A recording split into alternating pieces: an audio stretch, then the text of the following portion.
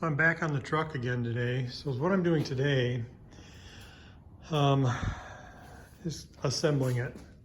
So you've been following my videos, you see that I've done, I boxed the frame and I did stuff with the box back there. I cut the floor out of the cab here and primed and stuff, and the fenders I primed up and things like that. So the other fender I started beating on just a little bit to kind of do a little bit of body work, but I keep saying I'm going to do body work later. Well, this is why I'm going to do body work later, because if you look at the vehicle, I'm putting it together to make sure it fits.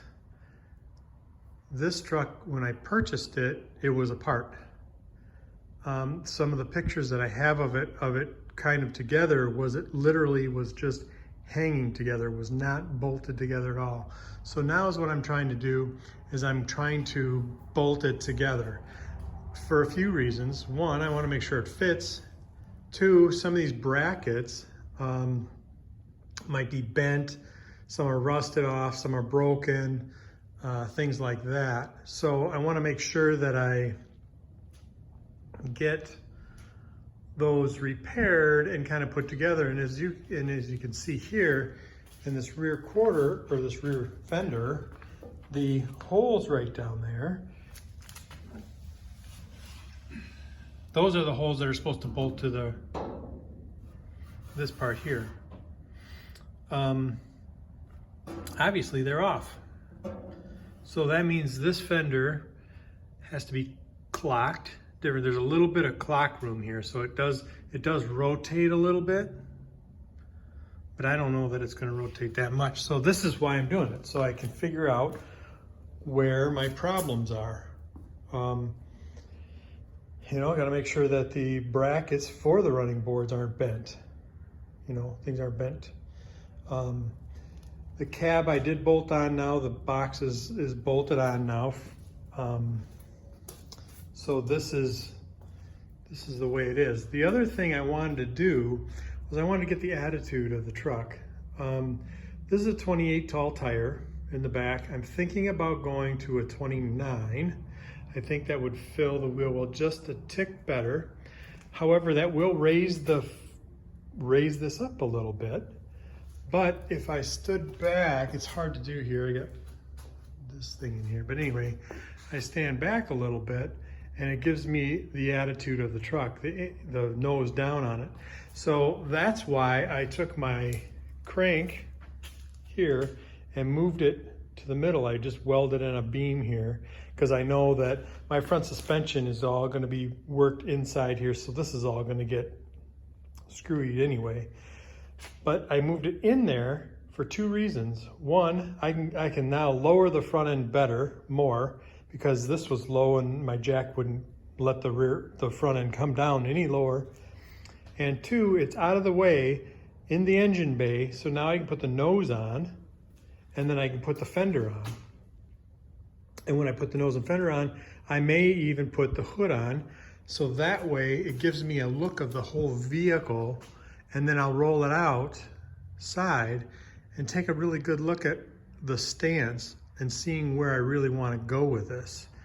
When you build a street rod, a hot rod, a muscle car, anything like that, you're going to go this far, you have to take it apart and put it together, and take it apart and put it together several times throughout the build to make sure the fitment is correct. Because once you put paint on it, you don't want to find that something is screwed up.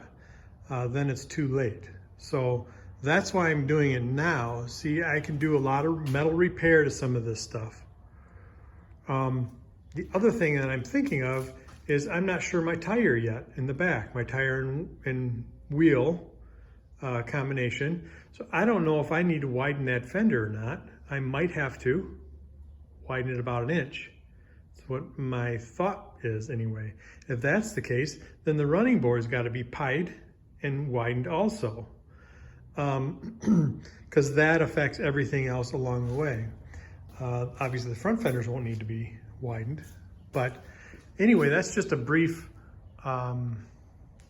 reasoning on why I'm doing what I'm doing. I will continue on and I will put this nose together and I'll show you that. Continuing on, you can see I put the nose piece on. I just wanted to point out some interesting things about it. This nose piece here has a bracket that bolts to the frame, and then it has slots here. So this is adjustable forward and backward. And then I put the rear brackets on. Maybe I had those on, but that was kind of crummy, so I'm gonna have to work on that. The other one's broken, I think. But the other thing that's interesting is this front bracket, because the front bracket bolts to the nose, but it actually has a pivot here that works like that. So this has a type of a adjustment here that'll slightly tilt the whole thing. Maybe this one's a little bit easier. Yeah, see? So I thought that was kind of interesting. Also, what that is makes it a little tougher to put together right, nicely, neatly, quickly, without scratching everything. So because the tolerances are probably looser back then, that's why they have to do that. But you can see this will actually swivel. You can kind of see that whole nose moving because there's slots underneath there too. I did put pads under there. Factory would have had a pad underneath there. I did put a couple pads there. I don't know if I put them thick enough or not, but anyway, I did also, I started putting the grill half the grill in, and the other half will be here, because what I was doing was fitting my centerpiece that I had fixed. So I'm going to fit a fender on here. I'll probably fit this side on first, and we'll see how that works. So here is the fenders are not bolted on. They fit kind of funny, but by bolting them on, I'm sure it'll make a difference. But before I do that, I'm going to strip them. I'm going to have these stripped, both of them, so that way I can really get up and manipulate and weld and grind and whatever I want to do. Because if you see, this one comes down and it appears to be short, see? So I have to do a lot of checking, although I know those running board brackets are in the right spot. So this fender is off a little bit. But if you look at the nose here, how that bracket there is sticking out just a little bit, that's normally for the bumper. And you see this one's not sticking out. But this fender, well, I guess this fender is a little short too. So it looks like they need to be moved back. But there's a lot of adjustments on there, so I'm going to work on that. There's a bracket, you can barely see it, it's right at the tip of my finger, down there that's supposed to bolt to the fender. The problem is it's a bracket that got two pieces and they're rusted apart. So I got to kind of make that fit where I need to have it fit. But in order to do that, I got to get this fender in the right spot. Same with this fender. That same brackets over here is not bad. It looks like it's in the right spot, but I may need to bend it a little bit. Through the years, these things get bent, and something might be crashed or something.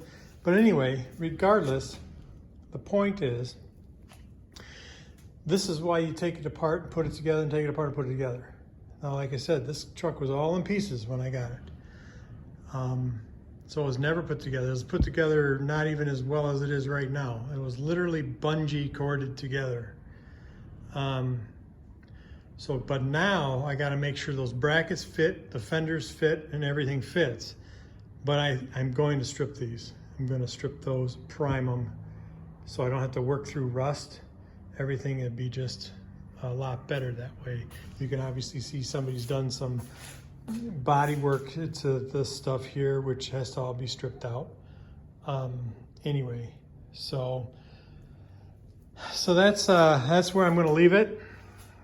And when I come back to it again, I will probably be priming the fenders. But one thing that I do like so far is I like the stance. I like, you can't really see in here very well with the hoist in the way and everything, and it's raining outside. So I like the stance. The front end, that nose right there, is 5.5 inches off the ground. I think that should be fine. I've got about roughly a 2-inch rake in the rocker area from fender to fender type thing. So that gives me that little bit of a hot rod look, which is what I'm after.